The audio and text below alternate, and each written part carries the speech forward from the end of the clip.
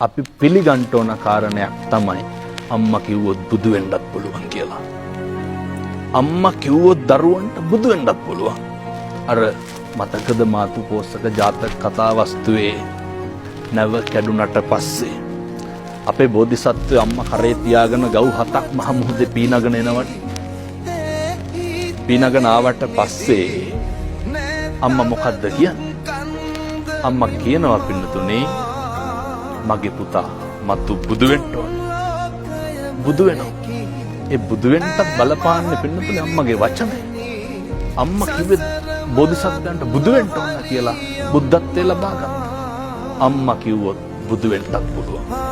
මේ 21 වන සියවසේ මේ තාක්ෂණය කොච්චර දියුණුද කියනවා නම් මේ පප්පු කැවුතු අක්මා වකුගඩු ගලවලා හයි කරන කාලෙදී මේ අඟහරු වලට මිනිස්සු ඇතුව හෝ නැතුව යාන වාහන යනවා. මේ තාක්ෂණ එච්චරටම දියුණුයි.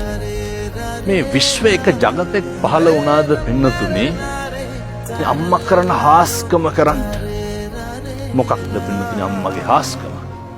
මේ ලේ ටික කිරි කරන එක. මේකේ හාස්කම තමයි අම්මගේ තනපුඩු ඇතුලේ තියෙන්නේ රතු පාට සිනිගඳ ගහන හරි අප්‍රසන්න දුගදහමන ලේ.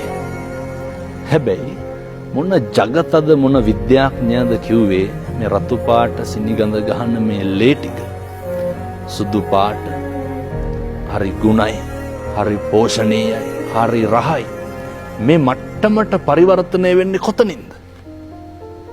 මේකට බොහොම නේ සෙන්ටිමීටර එකක් පරතරයක් නැහැ. මේක හාස්කමක්. අපේ අම්මා කෙනෙකුට විතරක් සිද්ධ කරන්න පුළුවන් හාස්කමක්. තනපුඩු ඇතුලේ ලේ තියෙනවා. ඒක එළියට එනකොට අමුතුම පරිවර්තනයක්. මේක සමාජයේ තේරුම් ගන්න ඕනේ. විද්‍යාගාරයක මොන සංගතක දාලවත් හදන්න බෑනේ. හදන්න. ඉතින් මේකට තමයි අර අම්මා බුදු වෙන්න ඕන කියලා කියන්නේ.